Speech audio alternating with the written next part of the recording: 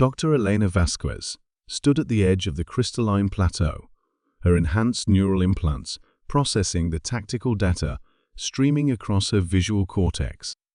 10,000 Cytherian warriors spread across the valley below like a living carpet of chitinous armor and plasma weaponry. Their synchronized movements created rippling patterns that would have been beautiful if they weren't advancing with lethal intent toward Earth's last research outpost. The evacuation shuttles had departed 3 hours ago, carrying the skeleton crew to safety. Elena had volunteered to stay behind, ostensibly to gather final data samples from the Yedzin archaeological site. In reality, she had come to test a theory that could either save humanity or get her killed in the next few minutes.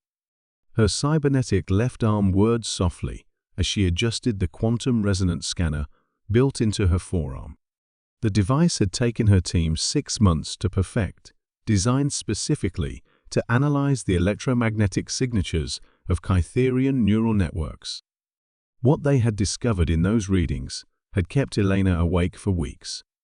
The Cytherians weren't just a hive mind, they were a quantum-entangled consciousness distributed across biological nodes.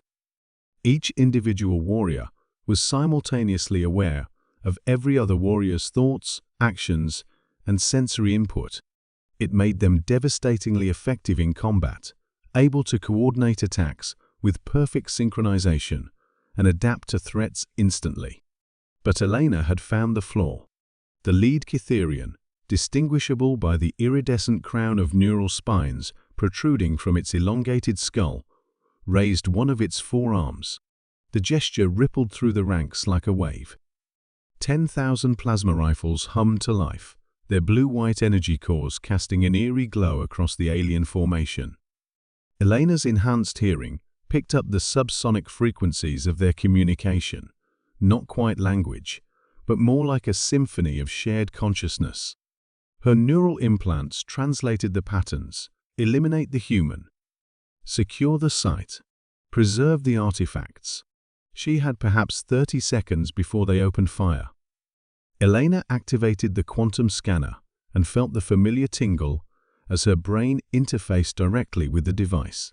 Data flooded her consciousness: electromagnetic signatures, quantum entanglement frequencies, neural pathway mappings. The Cytherian hive mind blazed in her awareness like a vast web of interconnected stars.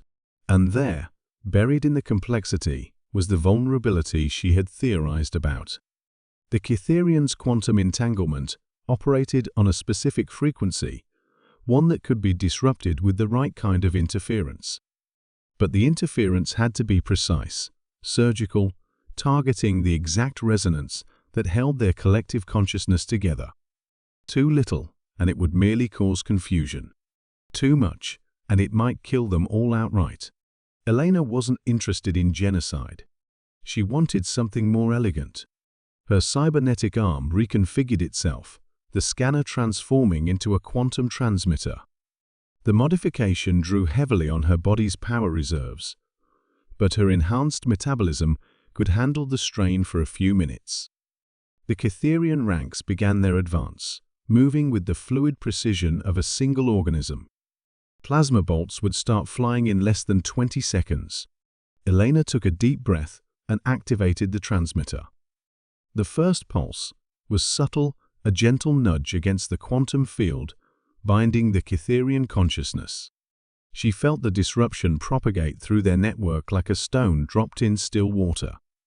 The advancing army faltered for a microsecond, their synchronized movement stuttering.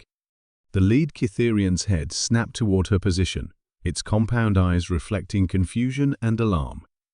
In that moment, Elena understood that they had realized what she was attempting. The second pulse was stronger, more focused. Elena had spent months mapping the precise frequency patterns of Cytherian neural entanglement. She knew exactly where to strike.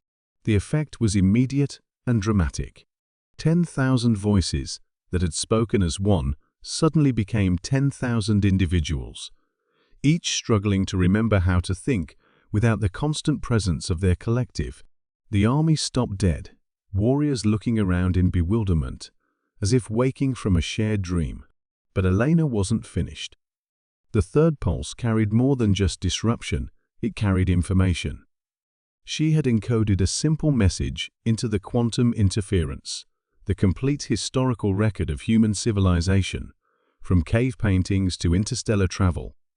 Art, music, poetry, philosophy, science, mathematics, everything that made humanity unique.